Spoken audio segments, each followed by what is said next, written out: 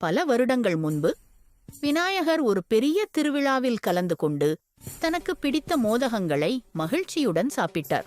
பின்னர் திருப்தியோடு தனது நம்பிக்கையுள்ள மூஷிக வாகனத்தில் அமர்ந்து பயணித்தார். திடீரென அவருடைய மூஷிகம் ஒரு பாம்பின் அருகே வழி தவறியது. அதில் சற்றே இடர்பாடாக ஏற்பட்டது. மூஷிகம் அசங்கிவிட்டது.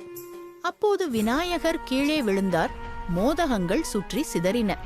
வானில் இருந்த அன்பான சந்திரன் இந்த காட்சியை கவனித்து விநாயகரின் விழுந்ததை பார்த்து நகைச்சுவையாக சிரித்தார். அதை காணும் பொழுது விநாயகர் கோபமடைந்து சந்திரனை நோக்கி கண்ணோட்டத்தை எழுப்பினார்.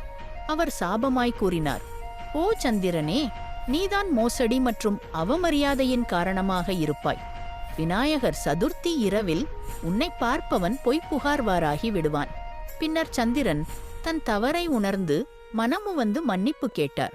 கருணை மிக்க விநாயகர் சாபத்தை குறைத்தார். ஆனால் அந்த எச்சரிக்கை இன்றும் பலரிடையே நிலவி வருகிறது. அதனால் இன்றும் மக்கள் கூறுகிறார்கள், விநாயகர் சதுர்த்தி அன்று சந்திரனை நேரடியாக பார்க்க வேண்டாம்.